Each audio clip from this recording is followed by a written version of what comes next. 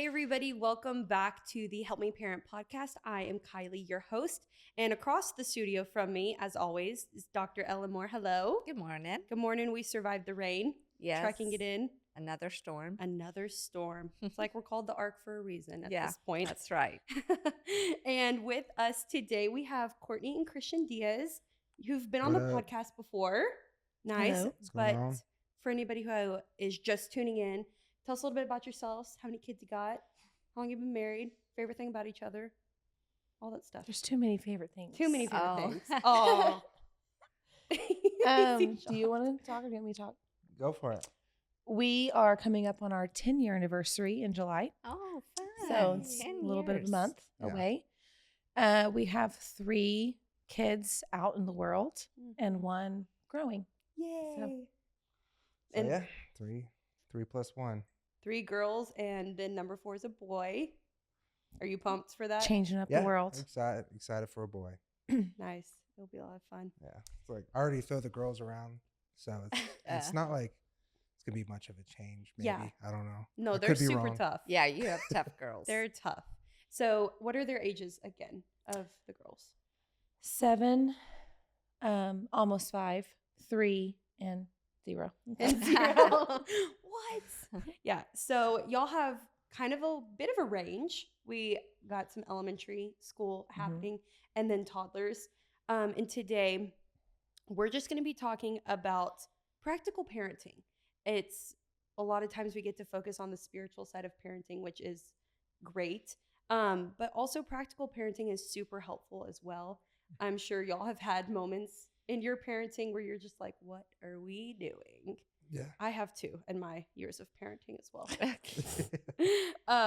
So we're going to focus on boundaries, consequences, and discipline. So my first question is, and something y'all have probably experienced with having younger kids, is temper tantrums. Oh yeah. No. I mean, it's- wait, what? no way. What? So temper tantrums, how do you deal with them? How have y'all dealt with them? How would you suggest dealing with them? All the stuff. I feel like we deal with them in very different ways. Courtney's a lot more patient and graceful with temper tantrums, and for me, a lot of the time I'm like, "What are you doing? Why? Why? Just eat your peanut butter jelly sandwich. You ask for peanut butter jelly, just eat it." It's interesting, but whenever I do a good job with it, Mhm. I feel like it's when I'm like not freaking out with them. Mm. I don't know. Courtney's much better at talking about temper tantrums than I am. I like Courtney's like, pause. She's like, let's I'll breathe. handle this. Mm-hmm. Do you 'cause just join in the temper tantrum? it's what happens sometimes. Yeah. It's just like, Christian throwing the why? temper tantrum and Courtney calming Yes. him down. She calms everybody down because we're all throwing temper tantrums. What are some things that have worked? Well, one thing that works with, I won't name names, a lot of times I just have to just sit there and ignore her. Yeah. Sometimes I just say, I'm going to sit here and I'm going to wait until you're ready. And I just go and do what I'm doing, but you can't do that in the store. Yeah. Mm-hmm. So that's a whole nother. So at home, it's a little bit easier because I can do usually the waiting. It's like, okay, when you're ready, you'll be ready. I'm going to sit here, and I just don't give her attention Yeah. Mm-hmm. because that's what she's wanting. Yeah. In the store, I can't say that I handle that well all the time either. Sometimes a lot of times you have 2 choices. You can walk or I can carry you. And then something I use a lot is I'm not asking you, I'm telling you. And usually when I tell her that, she'll do it. Mhm. Usually. Mhm. Not all the time. But Yeah. I feel like at home, a lot of times it's either it's worked for me has been like either distracting, like, Mhm. hey, here's something else to think about, Mhm. Mhm. or offering another option. Mhm. Because like, I don't know, sometimes it's like, I want the pink bowl, not the blue bowl. It's been a big Mhm. thing lately. Did I hear that this morning? Yeah, yeah, a lot this morning. But it's been like either having the other sisters kind of pitch in, because really it's just a lot of temper tantrums over like issues, like Mhm.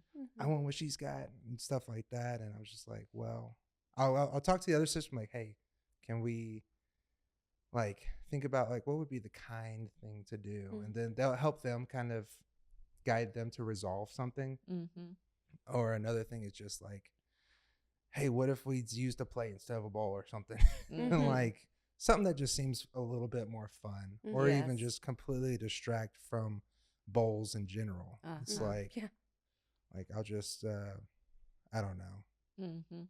squirt them with a water bottle or something. Yeah. Like, not like a cat, like, Yes. but like, I don't know, just something fun that distracts them from Uh-huh. this Small thing this that is tragedy, changing their world. Yes. this tragedy of having a blue bowl instead of a Yes. pink bowl. Yeah. Like that's something that I think I'm better at, is just like, hey, let's think of something else.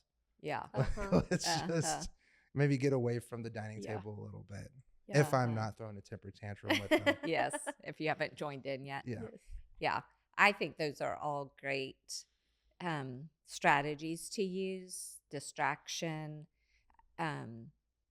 ignoring, making it clear. I think sometimes temper tantrums, well, this is something else that I think we have to look at, because you're right. Y'all said if you feel like every time it's a little bit different, and because different things can set them off. Mhm. And so we have to kind of assess that first. Is it that they are exhausted? They've missed a Mhm. nap, and maybe they just need to go to bed. Mhm. And it's like, you know what? We're late for our nap. We're going to go take our nap.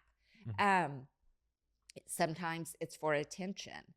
And so the right kind of reinforcement, if you give them the attention, you're reinforcing the tantrum. It's like, oh, so every time I do this, if I don't have your attention, if I do this, I will get your attention. Mhm. And that teaches them to keep doing it because it works. Mm. And so you have to not give them what they want and give it to them in another way.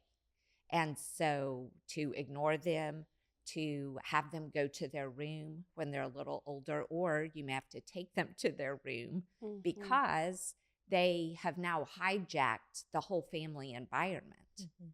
with this tantrum. And if it's not because they're tired or hungry, and it's just because of attention or disappointment not getting their way, then you don't give them the power to hijack the rest of the family. Mhm. That's good. And so take them to their room, leave them there. When you've calmed down and are ready, then we can talk about this, and we'd love to have you rejoin us. So those are some things that I know helped us when our kids were little. The store is a whole nother thing, Mhm. because Yeah. you just True. have a lot more dynamics, right? There Yeah. are people around. If you do spank, you can't do that there. No. So there are more dangers there. There are more people that they could cause harm to, or they could be harmed themselves. They're kicking and pulling stuff off shelves, whatever. So I think something that helps kids, not just with tantrums, but just life in general, they are obviously learning a lot. They're navigating a lot. We are in the training process. And with all of your girls, you are right in the middle of that training piece, which isn't a sprint, it's a marathon. Oh yeah. Totally. So I think giving them a heads up, like setting kids up for success. Like if you know the store is sometimes a problem, maybe it's running in the store that's the problem, or wanting to buy something every time you go. You set them up for success by having the conversation on your way to the store. Hey, we get to go to the store today. Okay, who can tell me what kind of feet do we use in the store? Do we use walking feet or running feet? And why would we not? Can we just all go running through the store? No. Well, why not? Because we might run into somebody or we might knock stuff over, and you kind of start giving them the moral reason why we don't do it. It's not just don't run or don't throw a fit. It's why. Because we don't want you to get hurt. We don't want you to hurt somebody else. We don't want to mess up things in the store that people have worked really hard on. Or if the problem is, always wanting to buy something, okay, today we're going to the store and we are here to get 3 things.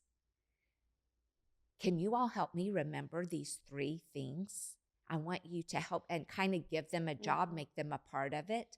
But then if they say, I want candy or I want a toy, oh, was that on our list of the 3 things? Nope, that's not on today's list. Maybe next time. All right, we're still looking for, so you're kind of doing the redirection. But you just set them up for success and give them a heads up. Bedtime or breakfast time tend to be these high pressure times, and you kind of know blue bowls and pink bowls are always a deal, then again, set them up for success. I think your idea of, you know what, today we are not using bowls. We are eating cereal out of cups. Isn't that fun? And so you just totally throw them a curveball. Or say, okay, it's Wednesday.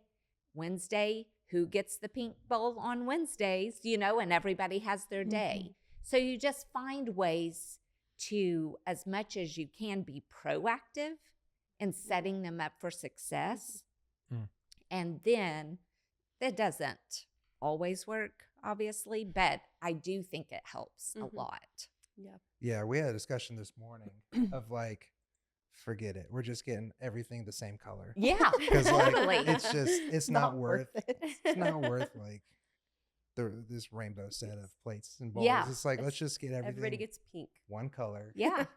And nobody has to fight over Yeah. which is which. Uh-huh. Because Yeah. it's all the same.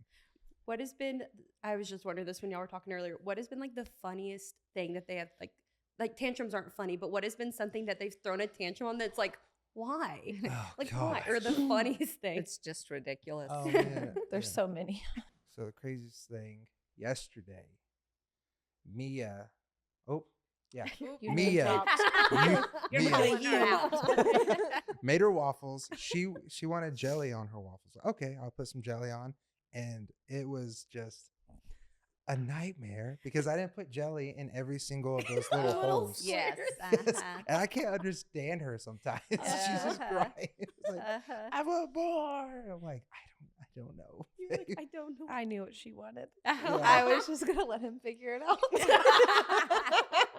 because we'd already been through that last week. Oh, yeah. Yeah, well, sometimes Sorry. that's the funny part too. We watch each other squirm. Yes. sometimes. But Keeps you on your toes. I thought that was just ridiculous. And, I don't like, have jelly in this tiny square. Yeah, all the little squares needed Yes. jelly in them. Uh-huh. Court, what has been your Well, he Which stole one is it? mine. That 'cause one was that's it? the most recent the one. recent one? Right now, most of her tantrums are because I won't hold her. Oh, She just, I can't. I'm tired. I'm like, no. So that's been the hardest one. She just wants me to hold her everywhere. Mm. That's Yeah. probably the main thing she throws a tantrum about is she always wants mommy specifically to Mm. carry her. Mhm. Yeah. And so we've been trying to explain to her that I can't always carry her. 1, she's 3, Mhm. Uh-huh. so she's got to learn to use walking feet. But 2, Baby. growing Yeah. a baby, and so Yeah. it's just Yeah. harder. Well, So- I mean, that's a great thing. Like, how do you communicate? Like, you have a new baby on the way. She is the youngest. How are some ways that you can, like, explaining that, like, oh, mommy's carrying baby right now? Like, Mhm. what are some ways you have found that work for y'all ways you suggest when a new sibling gets added to the mix? Mm-hmm. So she's around a new baby. And so I've used that to explain that I'm growing a new baby, and this baby is actually smaller than the one that she's around, which means, I mean, you're supposed to treat all babies kindly and gently, but also that he's growing. And so I need some space and he needs some space to grow, and that he's getting heavier. And so it's harder for me to carry her because I'm carrying a baby right now. And so I told her, I was like, so now that mommy's carrying a baby, maybe daddy can carry you. And she's like, oh yeah. It's like, is that a deal? She's like, that's a deal. And it worked for a day. Worked for a day. So And I just grab her and she just he just potato Wow. sacks her. Yeah. and I just throw her over my shoulder and like, it's just, you're gonna have to be held by daddy. Yeah. Sometimes she's cool with it, and sometimes she's just my sack of potatoes. That's what I Uh-huh. call them whenever I just throw them over my shoulder. Yeah. It's like, It's hard Yeah. because she's a mama's girl, very Mhm. much so. So that's been kind of tricky. Yeah. But that's okay. And I think y'all are handling that great to say, mommy's carrying baby. So I would love to hold your hand, or daddy can carry you. And she doesn't want that, then daddy just picks her up and Mhm. carries her. That's what we do. Yeah. a So lot. yeah, yes. Yeah. you Yeah, just she you fights just it. do it because you're the parent. Yeah. She's the child. Yeah. That's the boundary and the expectation Right. as well, which those can be hard to set with kids. So, what are some good like overall, I guess every family is different. What are some good boundaries and or expectations to set with your kids? Mhm. like in what area of just like, it's just overall rules? I think some overall, I mean, you can get Yeah. specific, like when we're in here, this is what we do. But I think just overall to kind of have a good relationship with your kids. I think one big rule is just like, I think this is like, we're outside, we're in a store or something, it's just like, don't go too far away from us, and we tell them because it keeps them safe. We need to be able to see them. Like, just don't be going around corners and like, we set boundaries on the street as to how far they can ride their bikes and stuff, because we're helicopter parents and we like to see them Yeah. while they're playing outside. It's another rule. It's like, don't put the TV too loud. So much So, specific here. Yeah. How about be kind to Be each other? yes. That's one we're really working on. Be kind is definitely one of those things we harp on them a lot. Not harp on them, but like we remind them, like, is that the kind choice? Yeah. How to talk to each other. Maybe say it this way instead. That's just a repetitive. That's definitely a big one because the two older ones get at each other a lot now. Especially lately. They're at the age, 7 and 5, where they're just constantly bickering at each other and tattling on each other and just like, so that's another rule, is just stop tattling. But I don't know how to enforce that, It's like, Yeah, with the kindness, and how do you help them learn that with other people as well? Do you think it's easier for them to treat other like people at school, people at church with kindness than it is for the sisters? I think so, yeah. Mhm. From what I've seen and from what I've heard from school. It's just at home it's different because you're just, you're at each other, with each other all the time. I think that's true for all of us, right? Yes. Yeah. Exactly. Much our, easier to Our, be- our real selves come out at Yes. home with the people we're closest to. Right. And, when we're out in public, it's easy to, put on the smiling face or whatever, practice patience, whatever. But home is really where the hard work happens yeah. for our personal development as well as for our kids. Yeah. And I think it's a great training ground. And I think for, rules, the thing about rules, I think the fewer we have, the more consistent we can be. And consistency is the key. Yeah. Because if you have a rule that is sometimes a rule and sometimes not, it's not a rule. Yeah. because they don't know when you mean it and when you don't, So keeping them more general, like being kind, is a great one. We obey right away. Mm-hmm.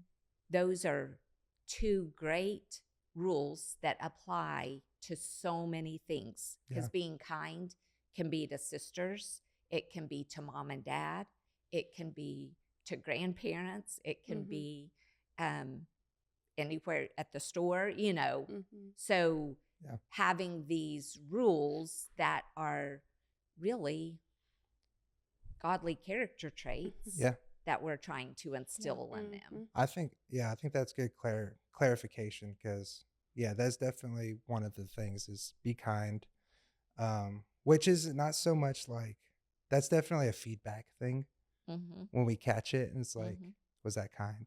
Yeah. Was that a kind thing to say? Yeah. And it's like yes or no. Yeah. Typically when we're asking, there's a no. Yes. And if they are kind, or if they do something, we reinforce it a lot. Like, hey, that was a really kind thing to do. Yeah. Another thing is, which I kind of push on them more, is we're problem solvers. So, and I think that goes into the tattling thing, is like, can you solve your own problem? Yeah. Or if like they're struggling with something, it's like, I'll guide them to a solution, but it's like, can you solve a problem? So that's something we kind of push on them too. And whenever they solve a problem with each other, we reinforce that, like, hey, you did a great job figuring something out. Yeah. And that's a great one. I love that. Yeah. How do you have that balance of letting them solve their own problems and helping them? Does it come with age? Does it based on personality? Kind of that balance between what to do. I was looking to Ellen for this question. I'm like, I don't know. Looking at Ellen, I like to watch them struggle for a while. Like, you let them try, and then even if they're asking you for help, to just push them to try and solve it. Like, hey, can you help me? And like, let's think of some solutions here. Like, what could we do? Or if they're really fighting it, you throw some solutions out there. Like, if they're fighting over the pink bowl, sometimes I'll go to the older sister and be like, hey, do you think it'd be kind if you just let her use this pink spoon kind of thing? Like, that'd be kind of like a really nice thing to do, right? And then it kind of clicks a little bit, and then they'll do it. Or if they don't, like, hey, it's your choice. Right. Like, you're not making them do it, but you're giving a suggestion of how they could. Yeah. We do that. We do that sometimes. It's like, hey, Sophia, you have a choice to be kind. You don't have to do it, but here is the kind choice. Sometimes if we're having to help them with it. But not like shoving it down their throat. Yeah. No, it's a great one. I think another one, as they get a little bit older, another good question, is that kind? Another one is that the wise thing to do? What would be the wise thing to do in this situation? So just introducing some of that vocabulary and making it a part of things, I think that's, I think y'all are on a really great track there. And trying to, obviously, when they're tattling, and all of that, when to step in and to an issue. If anybody is in danger, obviously you have to step in. Yeah. And then if it's physical, you probably want to step in. And no, Christian's like, fight. Yes, exactly. Go for it. Yeah. Sometimes you gotta just duke it out. And then or if one is just completely out of control. And that's the thing with any kind of discipline, even feedback. You have to make sure that kids are in a frame of mind to hear it and receive it.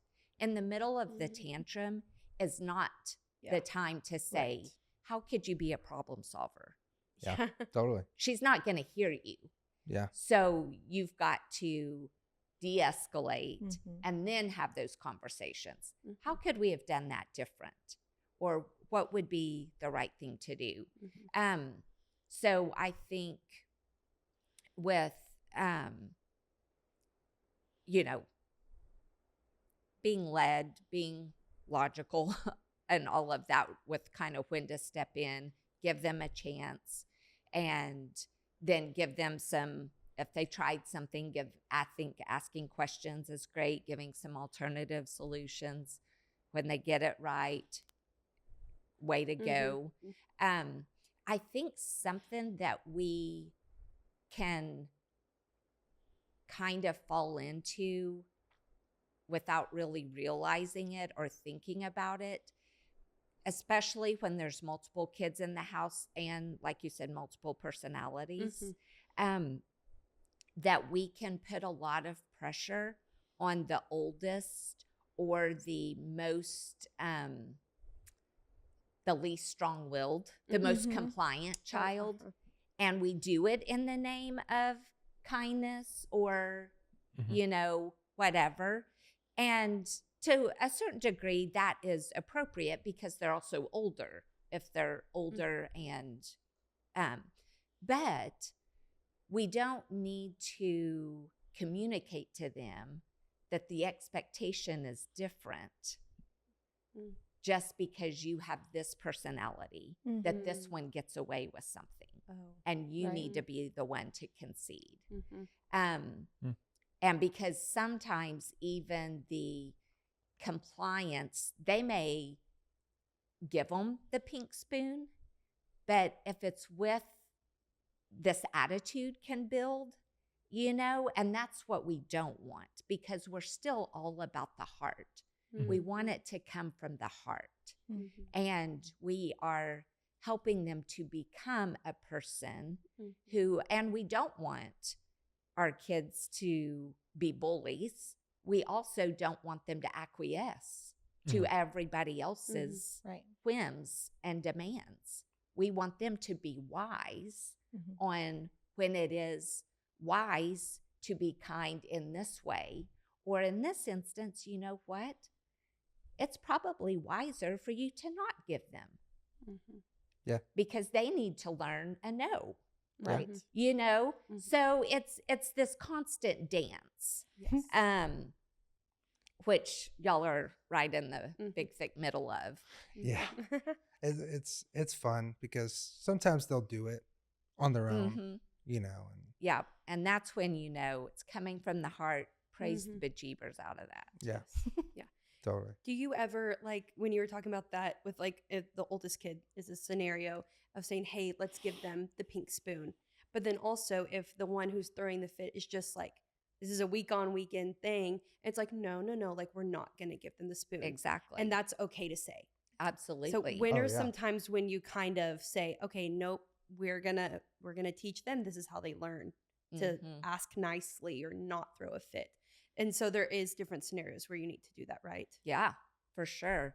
We had, I don't know if I've told this story, but our son is older, more compliant personality. Our daughter, younger, more strong-willed. So they're like 5 and 3. And we had 2 bathrooms in the house, one upstairs, one downstairs. And Josh was in the downstairs bathroom. Megan needed to go to the bathroom, and she comes in and tells him, get up, I need to go to the bathroom. He gets up and comes to me and says, I was using the bathroom and she made me. And I was like, Josh, I don't know who to spank first. Her for telling you to get up, or you for doing what she said. Because that was not the right thing to do. You did not. It was right for you to say no in that situation and say you can go upstairs. So that's a case of he could do it in the name of kindness, but that's not teaching her Right. Yeah. anything that's reinforcing a negative for her. Yeah. And so so we have to navigate, all of that. And here's the other thing. We're not going to get it right every time. And there are going to be times that we ask the older to give in and we shouldn't. Or there are going to be times that we tell them to figure it out and we should have stepped in, or vice versa. Mhm. There is grace Mhm. for all of it. And when our hearts are set on parenting and raising our kids in a way that honors God, then we trust Him. Mhm. And we trust Him to bring to our attention the big things Mhm. that do need to be addressed in the moment. And if we didn't think of something, or we did it, hindsight's 2020, looking back, we wished we had done it different. That's okay, but don't sweat that. Yeah. It's like, it's going to be okay. Yeah. And you are not going to ruin your kids. Mhm. They are going to be kind, obedient, respectful people when we go into it with that mindset, Mhm. asking the Lord to help us and being intentional, helping each other, husband and wife helping each other when we need to, give them a heads up when it's jelly in every square. Sorry. I'm kidding. That's a lesson I learned. Yeah, I'm totally teasing. Just know you're going to win some, you're going to lose some, but the point is to win the war. You might lose the battle here and there, but you will win if you stay in it, if you are clear, and if you are consistent. Mhm. That's what kids thrive with. Mhm. Clear directions, clear Mhm. boundaries, consistent, that every time this is what happens. Mhm. And then lots of love and positive reinforcement. And I still say, set them up for success as much as possible. When you know this is kind of a trigger for them, all right, give them a heads up. Here's how we're going to do this. Let's practice. If they go wild every time you go to grandma and grandpa's house, practice it. All right, we're going tomorrow. Let's practice now. How are we going to walk in the house? What are we going to say when we walk in the house? And just set them up for success because we're in the training process. Yeah, that's great. Okay, to end on, I Okay. want y'all to give the people who are listening the best piece of parent advice that you've heard or received, or something that you've done that helps you parent. Do you want to go first? You got it. Gosh, well, you're gonna have to go after me. I don't know. I mean, I've been at the shooting of all these Help Me Parents, and I do think the consistency is fantastic. I think staying consistent, and I think keeping it simple as well. Simple and consistent is huge. I think the biggest danger of parenting is overcomplicating things. Just keep it simple, consistent, and keep them fed somehow. You will Keep 'em find a alive. way. Jelly Yeah. in each square. Cheese sticks, yogurt, and peanut butter crackers are okay. That's hilarious. I think for me, it's just when I am about to discipline or in the middle of disciplining, I don't always do great. Try to make sure that I myself am regulated first. There's been times where I'm like, mommy needs a minute, and I have to go take a minute to take a breath so that I respond in the way that they need. So that's a huge one for me, is just to make sure that I am ready to appropriately teach and train them. So Yeah, I have a think those a are bonus super one. good. Okay. which is fantastic. But Philip told me this. I think it was before Isabella too, or it was Sophia. But he told me to cherish every moment, take it in, be intentional in every moment. Just soak it in. A lot of times, especially with phones and social media and all this stuff, you can get distracted. But to take some time to just really cherish simple moments too. Just like cherish those moments is big. Yeah. I think those are all super good. I think it's super helpful to keep the end in mind as we're parenting. I don't remember. I think it was an author. Oh, I can't think of the book right now, but she said the days are long, but the years are short. And we can get caught up in the really long days. But to keep the end in mind, what it is we're after in this whole parenting thing. And what we're after is a relationship with our kids that encourages and makes them want a relationship with Jesus. And when we keep that in mind, it kind of helps sift what to address, what not to address, and how to address it and how not to address it if you're keeping that end in mind. That's great. Well, thank you guys for being a part of this podcast on the rainy day. I was kept getting struck by the rain hitting the ceiling. But anyways, thank you guys for tuning in to this episode of Help Me Parent. Just remember that you can parent and we can help.